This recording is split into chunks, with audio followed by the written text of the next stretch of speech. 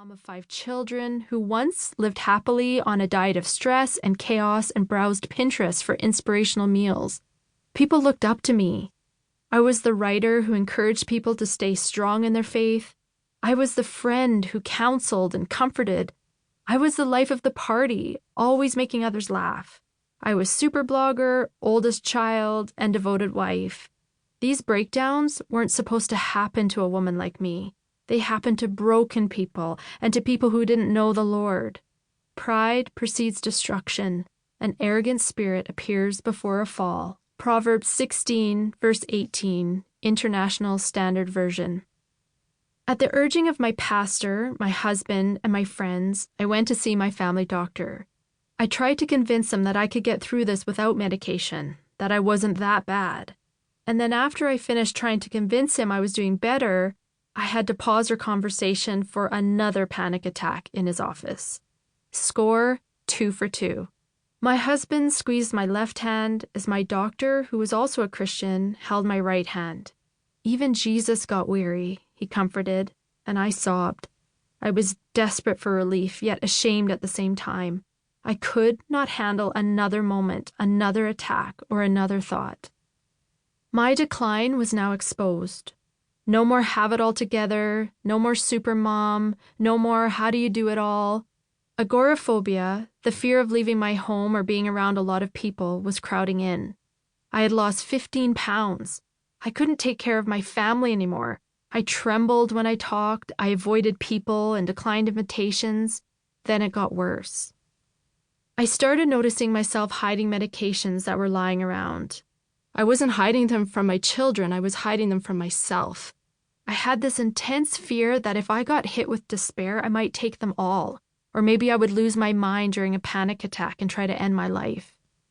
But it didn't stop there. I became so afraid of potentially harmful objects that I once grabbed a stool and put the bottle of bleach on the highest shelf in the laundry room out of my reach so that I wouldn't drink it. I started avoiding using knives, plastic bags, and ropes, anything that could ever be used to harm myself or someone else. I double-checked and triple-checked harmful objects. I needed to ensure that these items were safely stored away from me. I was developing symptoms of obsessive-compulsive disorder, OCD, or, to be more precise, harm OCD. I was bombarded by an irrational fear that I would lose control and hurt myself, or worse, someone else. The repetitive habits and checking that we commonly associate with OCD were growing in me, just to ease the thoughts and dissipate the anxiety. Now, we all get bizarre, imaginative thoughts from time to time, such as wondering if anyone would miss us if we drove off a bridge. We dismiss them as bizarre and then go on with the day. But a thought like that to people suffering from OCD can have them in the fetal position, avoiding bridges altogether, or creating a ritual to ease the fear when they cross over one. I thought OCD happened to other women who were more uptight than I was and obsessed over cleanliness. And then it happened to me. Then what, you're probably wondering. I pulled into the garage after an exhausting evening out with my children. I sat in my messy minivan and stared vacantly at my hands as I gripped the steering wheel. I began wringing the wheel back and forth like a dish rag.